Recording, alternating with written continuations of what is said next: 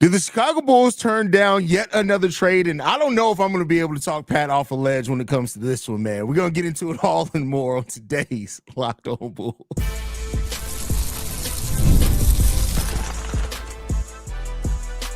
You are Locked On Bulls, your daily Chicago Bulls podcast. Part of the Locked On Podcast Network, your team every day. Thank you for tuning in to Locked On Bulls, member of the Locked On Podcast Network, where it's your team every single day. That's Pat, the designer, host, and creator of the Windy City Breeze and host of the Chicago Bears podcast over at ESPN 1000. I'm Hayes, host and creator of Chicago Bulls Central and Chicago Bears Central YouTube pages and podcasts. And this is not a full episode. This is just a quick breakdown of something that came out today that I guess we could say. Did I break my first news, Pat? I mean, you didn't break it. You just have the access to see the news before anyone else does. And you didn't hear this from a source, Don. But I did have the Bill news 2 weeks before anybody, and I was afraid to run it because I didn't want people to think I was making stuff up. 2 weeks before it came out, I should have broke that. You should have broke that one. That was some news you should have broke that one. Oh, but all right. So this came out from Mark Stein is that the San Antonio Spurs not only made calls on, it wasn't just Josh Giddey, it was also LaMelo Ball. Those calls were turned down by the Charlotte Hornets. They also made calls to the Chicago Bulls. Those calls were turned down by the Bulls. Now, we don't know exactly what the Spurs were offering. All we can do is use our knowledge of what the Spurs assets are and things that kind of piece some things together. I'm sure over the course of the day, we'll hear the full story. But I would think, Pat, that that Spurs either had to offer a young player or an expiring contract, something like a Harrison Barnes, and at least a first-round pick back. It had to be either or if you look at the Spurs' assets, but the Bulls apparently turned the Spurs away. Now, they did just acquire Josh Giddey, and I'm trying to add all the logic I can into this before you go off, and I actually support it this time. Go ahead, Pat. Bro, what's the average age of the Spurs? I don't even know. What is it, like 23, something like that? 24 years old. And they have a 400-year-old player in Chris Paul on their team. So realistically, you take Chris Paul off, you're probably talking about what, like 22, 21, somewhere in there. The Spurs are literally just a team of assets and young players. What the Chicago Bulls are asking for, so we've been told, is assets and young players. I get it. You don't want to rush the Giddey thing. You want to make sure that it's not that you don't make a decision that's too hasty and he turns into a great player. Here's my problem. You invested in Kobe White. You invested in Ayo Dosunmu. They're clearly better players when he's not on the floor with them. Clearly better players when he's not on the floor with them. Kobe White is a better player with the basketball in his hand. Yes. Than he is playing off. His contract is up at the end of next season. But my point is, of the two of those players, Josh Giddey or Kobe White, which one do you have more faith in? That's what the Bulls have to determine. That's what the Bulls really have to determine here. Like, if all of a sudden Josh Giddey walks in the room and you're like, there's the guy, that's the answer. With 7 assists a game, I got questions on what the question was. My mind is blown right now because all we talk about with this Bulls team is they want assets and young players back. There's nothing else you can get from the Spurs. There's nothing else they have to offer. Everyone on the team is young. I don't think anybody in their starting lineup is over 25 outside of Chris Paul. Doesn't Harrison Barnes start for them? I don't think he starts. Oh, okay.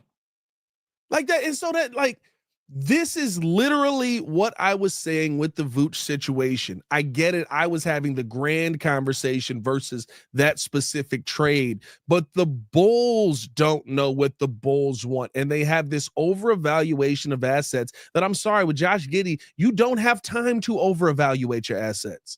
You traded for a player who's on the last year of his deal, who your two options are, you're going to overpay him to keep him, or he walks away for nothing. You have no win in this situation, and 45 games in, I can see it. He doesn't fit in with the team as good as Lonzo Ball does, and Lonzo Ball ain't played in 4 years. I don't know. I can't. This one is probably the worst. Now, this is the one that I could understand your reaction to for sure, because when you look at it, right, the Spurs don't really have any bad expiring money that they can send out, right? Like technically, Jeremy Sohan, well, that's not expiring, but they're not going to send that in that deal. Trey Jones, and I'm not even mad at that. If they're getting Trey Jones and a protected first, I'm not mad at that. Trey Jones probably fits better next to Kobe White, to be honest with you. I just there's no answer for this. They're not playing Trey Jones either at all, for real. So there's no answer for this that makes sense.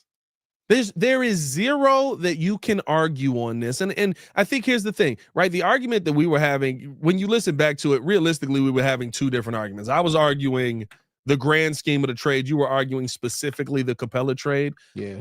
The point that in all of this is the Bulls don't know what AK is a man in the middle of a field of magnets with a compass trying to find a direction. The needle just spinning in circles. He has no idea where he wants to take this franchise. He don't know if he want to take it up or down. AK's game plan is luck. He is praying that he gets lucky in the draft. That's it. That's the game plan that we're rolling with. And with luck, it doesn't matter if you have Nikola Vucevic on your team or don't. It doesn't matter if you have Josh Giddey on your team or don't. It doesn't matter if you let guys walk away for nothing. You want to know why? Because we got lucky in the draft and we found a superstar. That's their plan. Their plan is luck. I mean, I get it, and that's like you said, that's a very, very flawed plan, because if it works, cool, you're great. Because if the Bulls do land a superstar in the draft, let's say at number 9 or wherever their pick ends up being, then all will be forgiven. People will talk less and less about it as long as that player that turns into a star, we then start building correctly at that point. Do you know how much will be forgotten if the Bulls get lucky and get a top 4 pick in this draft? The whole conversation around the team will change. But it all would change. That's a conversation for another day, though. This thing with the Spurs, and this is what, again, I'm trying to add logic because I understand everything that you're saying and everything that you've brought up about the Bulls not taking assets and all that thing back. You have to make a decision, a long-term decision after 1 year, right? And my thing is, in looking at this, and again, I'm not even trying to knock Josh Giddey as a player. I'm just saying fit on this team. You eventually have to make a decision, a fit. Either it's going to be Josh, it's going to be Kobe. It seems like that. Unless something magical happens to where they can start playing better together, This could have made that decision for you, and you couldn't gotten assets back for it that made more sense for your team. That's where this part starts being at, what are you doing? And the Spurs could be motivated because, hey, Josh Giddey would be perfect for that team. Perfect for that team. But then now with the De'Aaron Fox reportedly that his preferred destination is the Spurs, I don't even know if you can revisit this trade talk now at this point. Here's the worst part of this, Hayes. They may not call back. You want to know why? Because they may go, did they just hang up on us? Okay, we'll just wait till the end of the year. That too. Josh Giddey's a free agent. Unless you sign him before the season is out, which is asinine. Well, yeah. Well, they passed the deadline. They can't even do that now if they want. Can't even do that now, right? Yeah. I forgot about that. They did pass the deadline. So you can't even sign him during the season. So now you literally have to wait till he becomes a free agent and he can walk and do what he wants. He is restricted. So maybe they're playing that. He is restricted. Restricted, right? But here's the thing. Guess what organization as a foreign player around the world is the best organization to play for?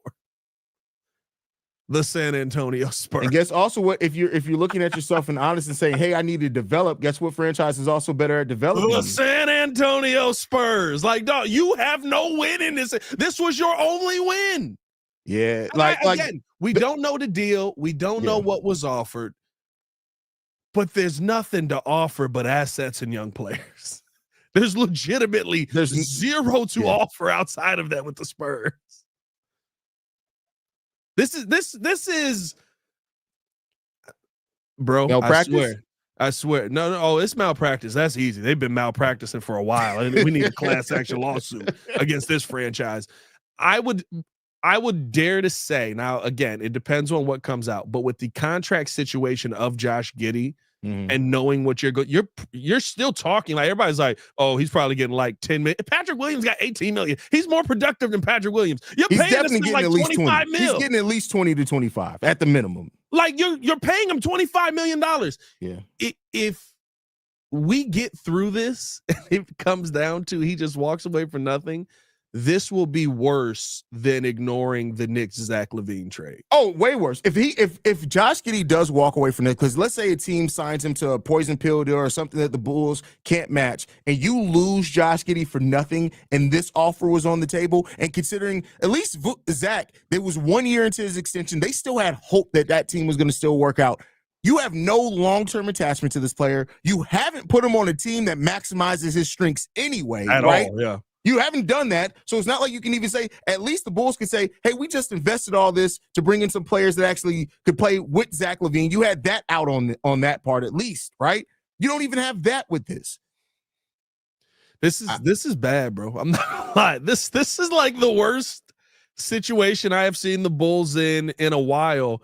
And I'll be honest with you, I'm here. Dog, this is gonna sound nuts. Bring me Garpax. Bring me Garpax. I would rather have Garpax right now. I would rather, because at least Pax is there.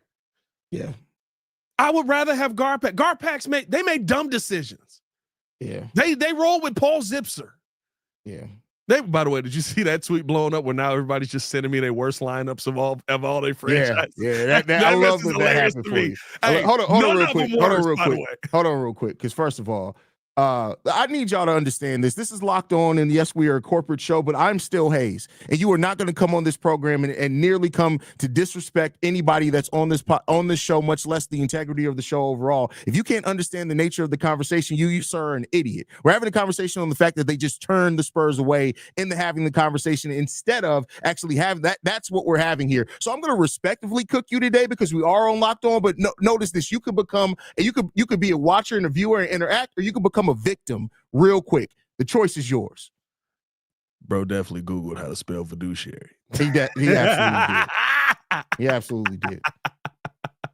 The float is I can't have Locked Up with fiduciary. Oh, who banned him? Oh, don't ban him. Somebody banned him. Who? Which one of our mods are in here? I don't even know who's a mod in here. We don't gotta ban people in this. Yeah. No, I'm gonna go fix that on the back end right now. Yeah, we ain't got it. Now that's not that. You ain't got to ban nuts, people, bro. Yeah. Who's a mod? We gotta adjust these mods. No, but I've told the mods over on Bull Central to just because I'm trying to stop arguing with people to just ban stupid people. So they may have carried that over. I got a lot of the same mods. I'm gonna unban it. It wasn't that egregious. Yeah, I mean, like, we let JDH talk in here. I mean, come on now, we can't. And his breath stink. All right, so he's unbanned. So there you go. Let's get him out of here, dog. All right, man.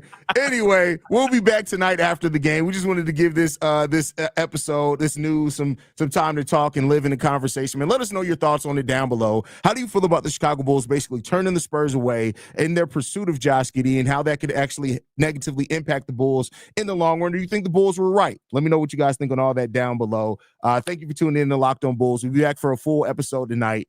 Peace, y'all. Peace.